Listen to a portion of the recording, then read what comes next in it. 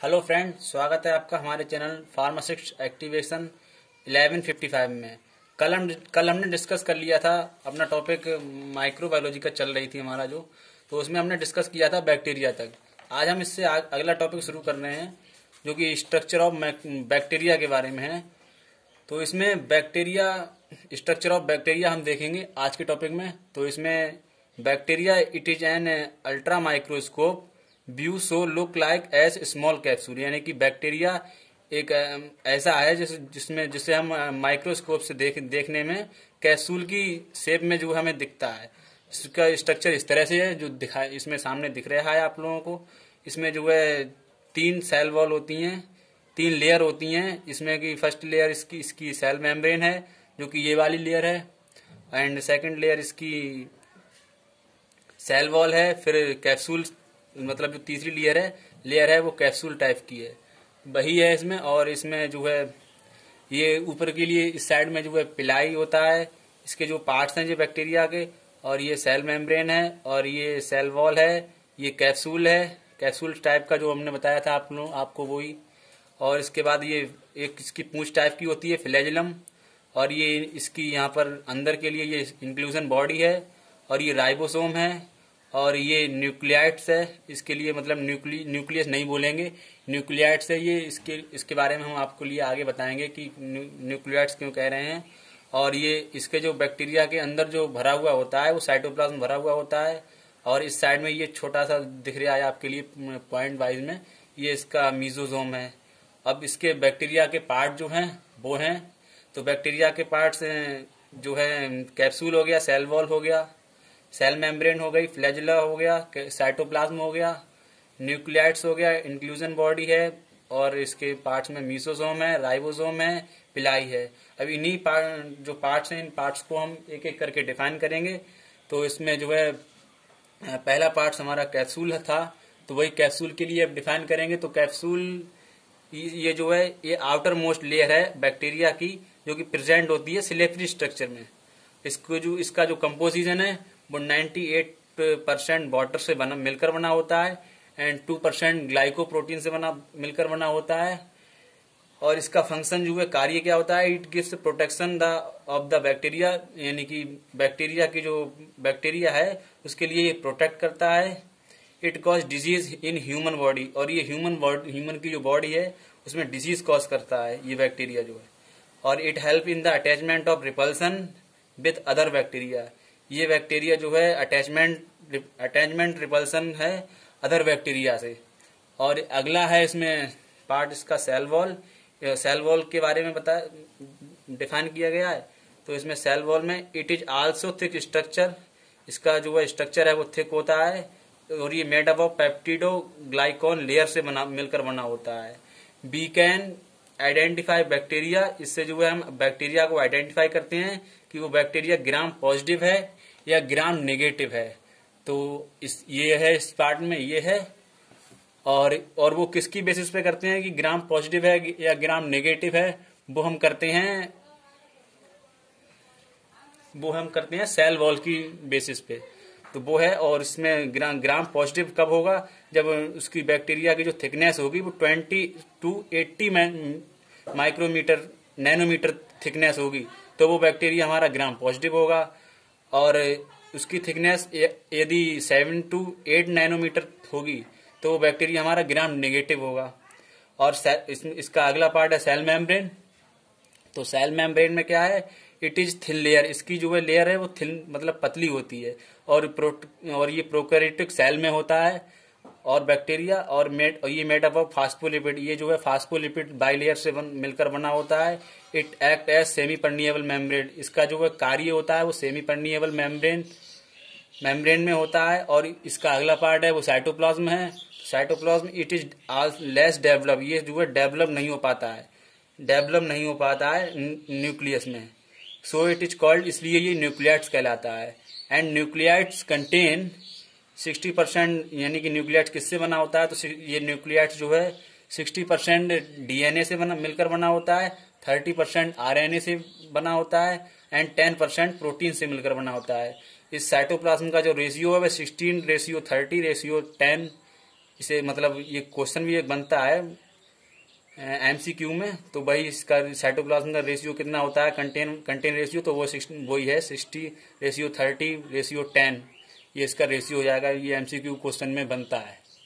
और इसके आगे जो है अगला पार्ट है वो है इंक्लूजन बॉडी। इंक्लूजन बॉडी क्या होता है, इट इज स्टोर फूड और फूड ऑफ बैक्टीरिया, यानी कि बैक्टीरिया के लिए जो फूड की जरूरत है उस खाने के लिए, यानी कि उसके बैक्टीरिया को ग्रो करने के लिए मानो एक हिसाब से तो वही है उसके लिए, उस फूड के लिए ये स्टोर करता है in the form of inclusion body में। और इसका अगला पार्ट राइबोसोम है। इस राइबोसोम में क्या होता है, it help in protein synthesis. ये जो है प्रोटीन सिंथेसिस की तरह में ये बैक्टीरिया जो है प्रोटीन सिंथेसिस में होता है। इस बैक्टीरिया जो है 70S type of ribosome present होते हैं। और इसका अगला पार्ट है मीसोसोम। तो it is slightly inside in the cell wall. ये जो है स्लाइटली मतलब सेल के अंदर प्रेजेंट होता है। और it is extra chromosomal DNA. इसमें जो है एक्स्ट्रा क्रोमोसोमल डीएनए भी होता है। और ये हेल्प करता है सेलुलर रेस्पिरेशन, यानी कि सेल जो होती है बैक्टीरिया में उसमें जो है सांस लेने के लिए जो रेस्पायर होता है उसके लिए ये हेल्प करता है सांस लेने में, बैक्टीरिया की जो सेल होती है सेल के लिए। अब इसका अगला पार्ट है फ्लैजिलम। तो फ्लैजिलम में क्या है, it is 50 to 20 nanometer long, लंबी जो है इसकी थिक हेयर होते हैं, मतलब बालों की तरह जो पूंछ होती है ना, पूंछ टाइप का ये पार्ट है एक बैक्टीरिया का। तो ये जो है इसकी थिकनेस होती है वो 50 to 20 नैनोमीटर होती है। Like structure and 2 to 5 nanometer इसकी डायमीटर होता है। It work like as antenna, ये जो है एंटीना की तरह वर्क करता है, which give in signal to bacteria को सिग्नल देने के लिए। और ये पिलाई है इसका अगला पार्ट। तो पिलाई में क्या है, इट इज स्मॉल थिन, ये बहुत मतलब छोटा है। इसकी जो है थिन पतला होता है। इसका जो है 8 to 10 हेयर इसमें प्रेजेंट होते हैं। जैसे कि ये बैक्टीरिया आप लोग सामने देख लीजिए, ये जो है ये पिलाई है ना, ये 8 से 10 होते हैं हेयर इसके बैक्टीरिया के। भाई यहाँ पर ये लिखा हुआ है। और इट हेल्प, ये जो है हेल्प करता है अटैचमेंट ऑफ बैक्टीरिया को अटैचमेंट करने के लिए विद द अनदर, दूसरे बैक्टीरिया से जुड़ने के लिए ये जो है हेल्प करता है। और also helpful in the transfer of genetic material, और कुछ जेनेटिक मटेरियल होता है उसके लिए ये जो है ट्रांसफर करने के लिए भी मदद करता है। ये है। और इसका जो है नेक्स्ट टॉपिक है इसी में माइक्रोबायोलॉजी, इसी में कंटिन्यू है, वो भी हम अभी डिस्कस कर रहे हैं।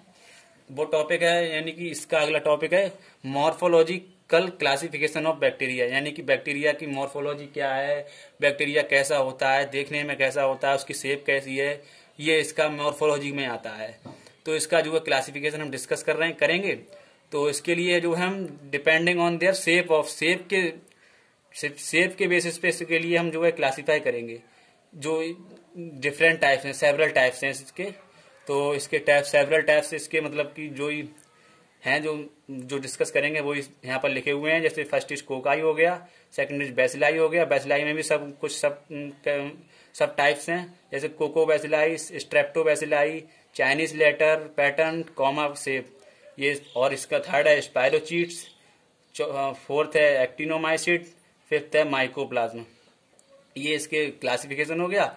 अभी इन्हीं पार्ट्स को हम एक एक करके डिफाइन करेंगे। तो फर्स्ट इज कोकाई। तो cocci means berry, these are oval और स्पेरिकल शेप, यानी कि कोकाई जो है ये ओवल शेप और स्पेरिकल शेप की सेल होती है। दीज कोकाई में बी अरेंज इन पेयर, ये जो है पेयर जोड़ों में, मतलब पेयर ये अरेंज होती है पेयर्स में। डाइप्लोकोकाई चीन्स में। And next is streptococci and duster streptococci. अब बेसिलाई जो है, बेसिलाई की जो शेप है वो रॉड शेप होती है। These are rod shape cell, some of these bacilli may be having different arrangement as follows. जैसे कि इसमें जो है सब कैटेगरीज हैं बेसिलाई की, तो वो ही उसी में पहली है coccobacilli. The bacteria length is approximately some 0.1 to 0.3 mm। इसकी जो है लंबाई होती है कोको बेसिलाई की वो 0.1 to 0.3 mm की होती है।